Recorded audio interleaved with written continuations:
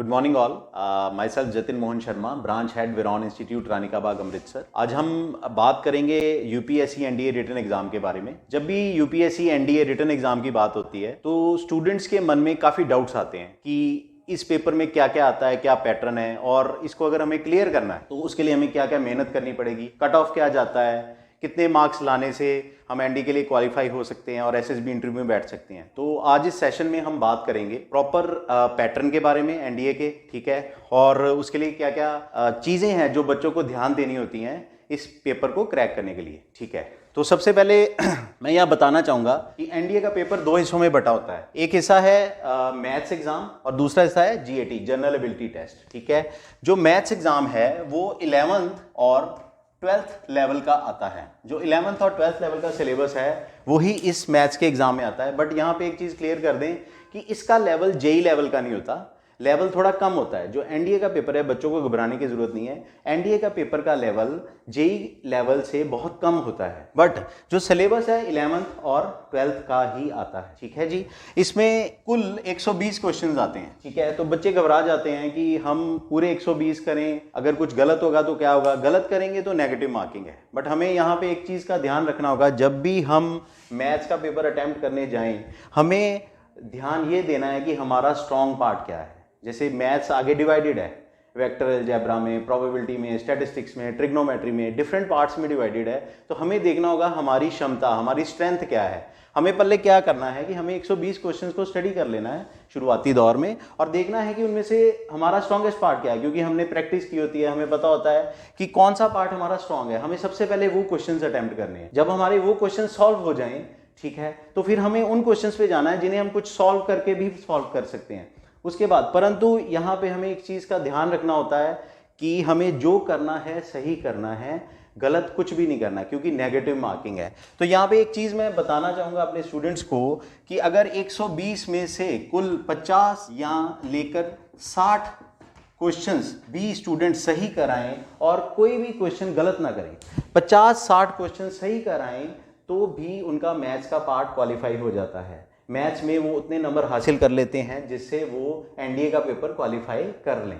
तो यहाँ पे ध्यान देने लायक बात यह है कि हमें अपनी स्ट्रेंथ्स पे वर्क करना है, हमें वही क्वेश्चंस करने हैं जो हमें आते हैं। अगर आप 50-60 क्वेश्चंस भी सही कर आते हैं तो आप एनडीए के पेपर को क्वालिफाई करने में, सफल होने में, कामयाब होने में आगे बढ़ सकते हैं। उसी तरह से अगर मैं गैट की बात करूं, गैट हमारा डिवाइडेड है आगे साइंस में, के में और इंग्लिश में। जो साइंस है ये आगे डिवाइडेड होता है फिजिक्स में, केमिस्ट्री में और जनरल साइंस में। फिजिक्स 100 मार्क्स की आती है, केमिस्ट्री 60 मार्क्स की और जनरल साइंस 40 मार्क्स की। इसी तरह जीके 200 मार्क्स की आती है, जो आगे डिवाइडेड है हिस्ट्री में, ज्योग्राफी में, करंट अफेयर्स में। इसमें ऐसे ही हिस्ट्री 80 मार्क्स की आती है, ज्योग्राफी 80 मार्क्स की, करंट अफेयर्स आपके 40 मार्क्स के आते हैं। इंग्लिश टोटल 200 मार्क्स की आती है। अब ज़्यादातर स्टूडेंट्स पूछते हैं कि कट ऑफ क्या हो जाता है, तो यहाँ पे मैं बता देना चाहता हूँ कि पिछले कुछ वर्षों का कट ऑफ क्या रहा है। 2016 का जो एनडीए का कट ऑफ रहा है वो है लगभग 288 नंबर। 2016 का 288 रहा है, 2017 का 342 रहा है, 2000 अगर मैं 19 की बात करूं तो 352 रहा है, और अगर मैं 2020 की बात करूं तो ये 350 रहा है। तो अगर मैं यहाँ आ जाऊं, मतलब ये है कि कुल मिलाकर मुझे लगभग 350 नंबर हासिल करने हैं। जैसे कि मैं जानता हूं कि मेरे 300 मार्क्स का बैच का एग्जाम है, हम ये मान के चलें कि हम इसमें यदि 120 नंबर भी हासिल कर लें, और क्योंकि इसमें कोई क्राइटेरिया ये नहीं है कि हमें इतने मार्क्स लेने हैं या हमें जो इसके आगे पार्ट्स डिवाइडेड है, ट्रिग्नोमेट्री में इतने मार्क्स लेंगे तो पास होंगे। टोटल अगर हम 120 नंबर भी लें और जीएटी का पेपर जो कि 600 नंबर का है, इसमें से मैं कहता हूं आप आधे छोड़िए, 25% नंबर भी अगर हम लेते हैं, अगर हम 25% नंबर भी लेते हैं, वो है 150 नंबर हम जीएटी में ले रहे हैं, 120 नंबर हम मैथ्स में ले रहे हैं, तो टोटल हमारा बनता है 270। तो आप यकीन मानिए कि पिछले कुछ जितने भी आर्मी में बच्चे सिलेक्ट हुए हैं, 270 नंबर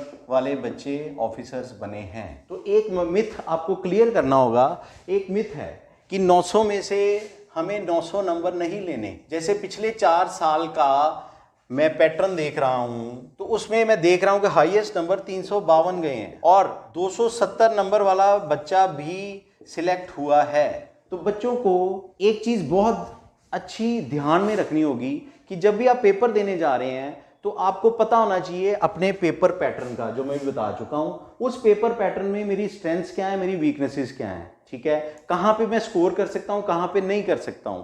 जहां पे मैं स्कोर कर सकता हूं, सबसे पहले पेपर स्टार्ट करते ही मैं वो वाला पार्ट करूं और जो गैस वर्क बिल्कुल ना करूं, क्योंकि गैस वर्क जब हम करते हैं तो हमारे मार्क्स कम हो जाते हैं, नेगेटिव मार्किंग में 1/4 नंबर हमारे काटे जाते हैं। तो इसलिए हमें कभी भी गैस वर्क नहीं करना। और मैं यहां बता चुका हूं, हमें कोई 900 में से 900 नंबर नहीं लेने, हमें 350 400 मार्क्स भी अगर आप स्कोर करते हैं तो एनडीए के लिए आप क्वालिफाई कर सकते हैं और एसएसबी इंटरव्यू के लिए जा सकते हैं। ये आपको जो पिछले स्टैट्स हैं, पिछले रिकॉर्ड्स हैं, उनको देखकर ही मैं बता पा रहा हूं, ठीक है। ये तो हो गया पैटर्न का बात। और कई चीजें हैं जिसके ऊपर हमें ध्यान देना होता है जब हमें एनडीए के एग्जाम के लिए जाना है। ये तो पेपर हम तभी क्लियर कर पाएंगे यदि हमारी तैयारी अच्छी होगी। तो दूसरा पार्ट है कि हमें अपने टाइम को अच्छे से मैनेज करना होगा। टाइम मैनेजमेंट बहुत ही इंपॉर्टेंट रोल प्ले करता है जब हम एनडीए की तैयारी करते हैं। जैसे अभी हमने एनडीए एग्जाम के लिए पेपर पैटर्न स्टडी किया, क्या क्या करना है, क्या क्या नहीं करना है, कितने मार्क्स का पेपर आना है, परंतु वो तभी संभव होगा जब हम अपनी तैयारी सही से करेंगे। तैयारी आपकी तभी सही हो पाएगी अगर हम अपने टाइम को अच्छे से मैनेजमेंट करेंगे। हर एक इंसान के पास दिन में 24 घंटे होते हैं और उन 24 घंटे का प्रयोग हम किस तरह से करते हैं वही आपकी कामयाबी की तरफ आपको लेके जाता है। तो टाइम को अच्छे से मैनेज करना होगा। टाइम मैनेजमेंट के साथ साथ एक शेड्यूलिंग करनी होगी कि मुझे सुबह से शाम तक किस तरह से अपनी स्टडी करनी है। शेड्यूलिंग में आपको अपनी सिटिंग, आजकल के बच्चों में सबसे बड़ी प्रॉब्लम है कि उनकी सिटिंग सही नहीं है। हमें लगातार 3 से 5 घंटे अपनी सिटिंग बढ़ानी होगी और अपनी स्टडी को करना होगा, ठीक है। उसके साथ साथ हमें पता होना चाहिए कि प्रीवियस ईयर में कौन कौन से क्वेश्चंस आए हैं। हमें प्रीवियस ईयर क्वेश्चंस की तैयारी बहुत अच्छे से करनी होगी, तभी हम एनडीए का पेपर क्रैक कर पाएंगे। हमें कुछ नहीं करना, पिछले 5 साल 10 साल के पेपर उठाने हैं, उनमें जो सवाल आए हैं हम तैयारी कर रहे हैं ऑलरेडी, उनकी प्रैक्टिस करनी होगी, ज़्यादा से ज़्यादा प्रैक्टिस करनी होगी ताकि हम जब एनडीए के एग्ज़ाम में बैठें तो हमारी तैयारी अच्छी हो और हम एग्ज़ाम क्रैक करने में सफल हो पाएँ, ठीक है जी। और इसके साथ साथ लास्ट में मैं कहना चाहूँगा प्रैक्टिस। किसी सयाने ने कहा है कि practice makes an individual perfect. जितनी ज़्यादा आप प्रैक्टिस करेंगे उतने चांसेस बढ़ेंगे एनडीए एग्ज़ाम को क्रैक करने के। और मैं आपको बता दूं कि एनडीए यूपीएससी द्वारा लिया जाता है और अपने भारतवर्ष का सबसे बड़ा एग्ज़ाम है और इसे कोई भी क्रैक कर सकता है। बस उसका विजन, उसकी डेडिकेशन, उसकी जो भूख है कामयाबी को पाने के लिए वो ठीक होगी। और जो सम्मान आपको एक आर्मी नेवी ऑफिसर बनने के बाद प्राप्त होता है वो किसी को प्राप्त नहीं होता। जय हिंद, वंदे मातरम, धन्यवाद।